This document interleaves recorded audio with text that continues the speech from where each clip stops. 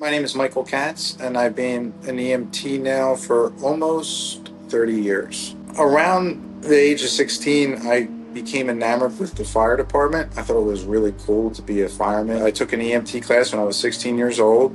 I passed the test, and I joined a rescue squad immediately thereafter. Then when I was old enough to join the fire department, I joined the fire department. I got certified as a firefighter, eventually got a job as a police officer. I still am certified as an EMT, and I'll probably keep certifying just because I have it, but I'm not as active in them anymore since I retired. I was enamored with the fire department. I thought it was really cool. I got really interested in the fire department, interested in fire trucks, and thought it was really cool. And I always had this innate sense to help people and want to give back and help. That drive to help and want to help people is what led me to join the fire department. The 2 years I was working as an EMT before that, I really enjoyed the work. Joining the fire department was another way to be able to do that in a bigger way, and couple that with actually doing good and giving back to the community, saving lives and saving property, and the thrill, the adventure, the risk, the adrenaline, all of that when you're a young kid is what draws you to it. And of course, getting to play with the lights and sirens on the trucks is always an added bonus. Every firefighter, when they're young, when they're first starting, they want to go, they're waiting for that structure fire. A structure fire is any structure that's on fire, your house fire, your building, whatever. Actual fire, you get to run into a burning building with a hose and try to put the fire out. Obviously, there's an inherent amount of danger involved because the building could collapse. Any number of things could go wrong. You could get stuck. You could get hit in the head, lose consciousness. You could, your air pack could malfunction. As a matter of fact, in a training exercise, we almost perished in a training exercise. We were in a burn building, which is a 3-story concrete structure that firefighters use to practice. They put hay and they light it on fire. My crew was entrusted with searching the top floor of the building, looking for survivors. When we laddered the building, flames were ripping out of the window. In reality, at that point, nobody would go in because it's too dangerous. But they sent us up there anyway. And I had what they call a water can, which is like a fire extinguisher filled with water. And I had to empty the water can into the window so we could get in. And in doing so, emptied the entire water can, and there was no more water. We get in, the third floor is fully involved. I was carrying a Halligan, which is a pry bar, and I'm using that to try to put out some of the fire. We had no other tools in there. There was 3 of us. 2 of the guys I was with, their low air alarm went off, so we got them out of the window just when the hose team came up with the hose and tried to knock some of the fire down, but one of the guys on the hose team, his low air alarm went off. So now there was just 2 of us up there trying to put the fire out, and we were losing. The fire was getting bigger and moving faster towards us, even with the water. And then they rekindled the 2nd floor and told us that we needed to come back down, but we couldn't. We were almost kind of trapped because the flames were even with the hose, it was just too dangerous for us to go back. So we ended up having to exit out the window and made it out just in the nick of time before the entire 3rd floor went off. Looking back at that, we should have never been up in that situation. The people who were running the drill messed up big time, and some injuries could have occurred and fatalities could have occurred. So whenever you're in a burning building, fire is unpredictable. As much as you like to think it is, you know what it's going to do, you have no idea what it's going to do. Being a first responder is dangerous. Whenever you respond to a scene, you never know what you're getting into. You don't know what's there. Things change at a moment's notice. Fire behaves in ways that is unpredictable. You could die going into a burning building, even with the protective gear. Any number of things could cause the scene to go from manageable to unmanageable. Things like flashover, things like building collapse, things like equipment malfunction. Any of that could happen, or a combination of that could happen. So whenever you're running into a burning building or on a fire or any kind of fire call, you just never know what you're going to deal with, and you always have to be on your toes. Even as an EMT responding to a scene, the danger is there as well, because you never know what's going to happen with the patients, with the scene itself. Is the scene safe? Is it not safe? Is it a fire scene? Is it a car accident? You're putting yourself in peril and danger by responding to most of these types of calls, because you don't know what's waiting for you. I was, let's see, it was probably in December of 1994 is when I first became certified as an EMT. It was around 7 or 8 o'clock at night. I was on duty with my partner at the station where the ambulance was. We get a report of a stabbing victim. We fly down to the location, which was about 3 minutes away. I saw the police car outside. Front door of the apartment was open, so I told my partner, who was female, to wait outside. I was going to go in to see if the scene was safe since there was no police presence outside. I walked in the house and I saw the officer with a male in handcuffs, and he's like, and I knew him, and he's like, here, help me, give me a hand. I grabbed the guy. I could see he is covered with stab wounds, which we later found out were self-inflicted. Brought him outside. He was in custody. The officer says the other two are inside. I told her, here, just stay with him, patch him up as best you can, and I went inside. No idea what I was getting into, didn't know it. He said, they're inside. And I went right back inside the apartment,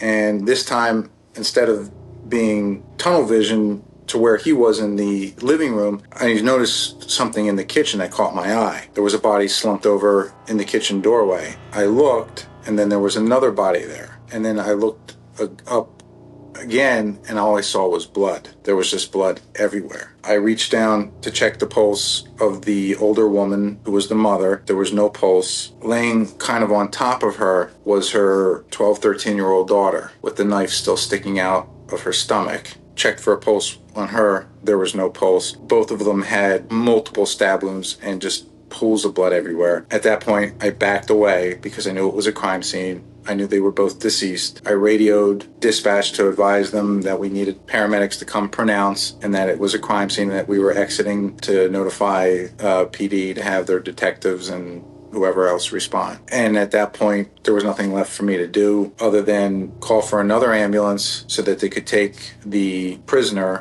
or the suspect to the hospital so that he could be treated. We patched him up. We waited for the other ambulance crew to come. I stayed on scene because at that point I was considered the incident commander and had to wait for the paramedics. Once the paramedics came, I went inside with them. They pronounced, we left, we secured from the scene, and we went back to the station. We were never given the opportunity to talk to anybody about it. They mandated all the police officers that were there to go through counseling or speak to somebody, but they totally skipped the ambulance personnel. Those images still haunt me to this day. I never talked to anybody in depth about it. What made it even worse was that one of the guys I worked with knew the victim. He wanted, me to recount what I saw, and I wouldn't, because I'm like, the images I saw you shouldn't have to see.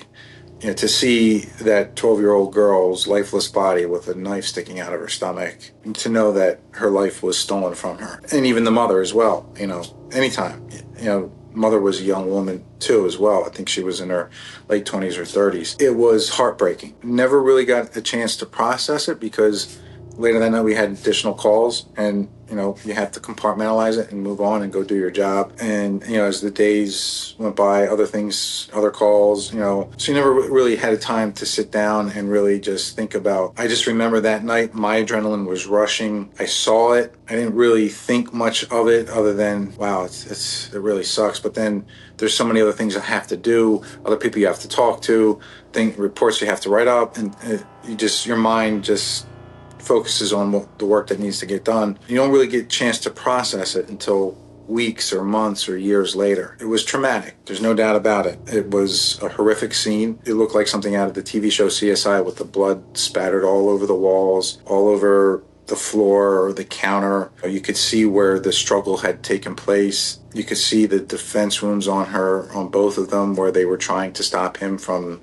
stabbing them. You could just see the violence. And then, like I said, the blood was just everywhere, pools of blood everywhere. Fortunately for me, I didn't suffer any PTSD from it. I was lucky, and I'll admit that I probably should have spoken up and said, hey, listen, the ambulance personnel need to go and speak to somebody. I was young and, trying to be macho man and didn't feel it was necessary. But as a first responder, these are things, you see things that nobody should have to see. You oftentimes don't get an opportunity to really fully digest what you see because the calls keep coming in. Looking back, it was a traumatic experience for all parties and talking with the officer who almost shot and killed the suspect, but the guy dropped the knife, so the officer had to arrest him instead of shooting him, which was the right thing to do. Obviously, the friends and family, everybody wanted the guy to have a different fate than what he got, which was, I believe he was sentenced to life in prison. Another story, we had just cleared another ambulance call. We were coming back from a hospital when the call came in, a report of the CPR in progress. They said it's at the high school. Going as fast as we can. Police are screaming for the ambulance. Dispatch is calling us. Where are you? We're minutes out. We're going as fast as we can. We get there. There's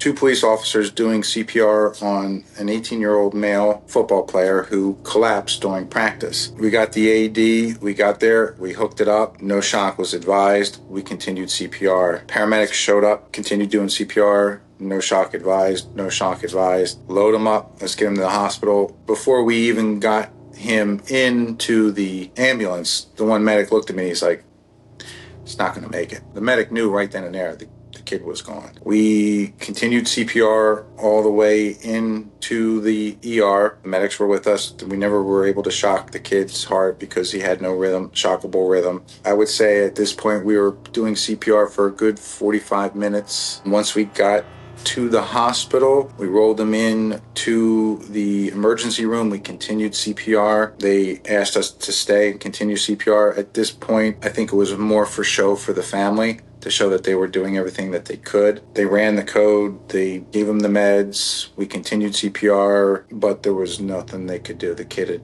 had already passed on. I remember feeling that day like I got sucker punched. It was just one of the worst feelings in the world. It was heartbreaking seeing the mom and the dad and the sisters just bawling their eyes out. Kid had a massive heart attack and died right there. He was gone before we even got there. The doctors told us later. But I'll never forget that feeling of failure. We did everything right. We did everything we could. It just wasn't enough. I'll never forget seeing the mom in the room when the doctor was there telling them that their son had passed away. I was exhausted. My partner was exhausted. We'd been doing CPR at that point for almost 90 minutes. I remember the doctor said he was gone. We were still doing CPR.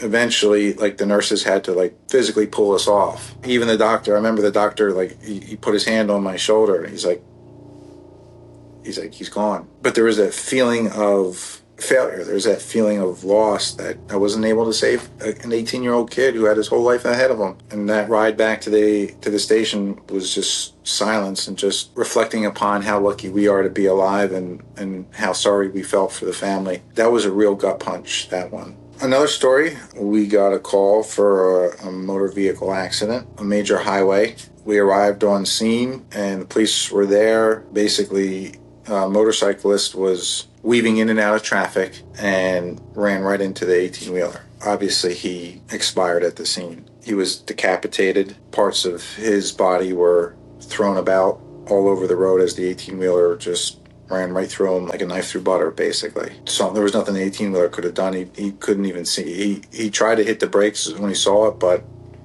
the motorcyclist was going well above the speed limit. That was a pretty gruesome scene. 3/4 of a mile to a mile was the trail of carnage, so to speak. We had to stay on scene and wait for the coroner to get there and collect as much as we could, and had to go out and take the evidence markers that the police have and put them down so they knew where to scoop up stuff. We spent a good portion trying to find all of his parts so that at least they could try to put him back together for his burial. That was the first time I had seen a decapitation. That was alarming, haunting. Comes with a job. You have to be able to, like I said earlier, compartmentalize it and move on. You kind of develop an immunity towards it. The more you see it, some people are better at handling it than others. I've worked with police officers who they can't stand the sight of blood. Then there's those who just run right in and do their job and it's a normal day in the life of what they do. Another story, report of a multiple victim boating accident. I was the first unit to arrive. I was working as a police officer that day. I arrived on scene. People were dragging bodies out of the water up to land. I immediately called for a helicopter. I called for multiple paramedic units, multiple ambulances, other resources that I knew we needed. So there were 5 victims. Driver of the boat, who was somewhat intoxicated, was flying down the channel at around 40 knots when he should have been going no more than 15 and slammed into a channel marker, ejecting everybody from the boat. The father and the mother were banged up pretty bad with multiple broken bones, concussions, and cuts and bruises. Late teenager, she had lacerations and cuts and I think a concussion. And then there was a 7-year-old boy who had severe internal trauma. And I could tell when I was assessing him, he was on death's door. And there was not much I could do other than make him calm, keep him warm. First fire department unit arrived, was a paramedic who I knew. I told him, I said, he's your priority. Get him to the chopper. Thankfully, they got him to the Children's Hospital in time to operate and save his life. Everybody survived. They took the rest of the people to the trauma center. But it was traumatic in the sense that 7-year-old boy, had I not been there to recognize the fact that he had severe internal bleeding, he would have died. To this day, I can look and see his eyes and the fear in his eyes. I'm trying to put on a brave face for him, telling him, you're going to be okay.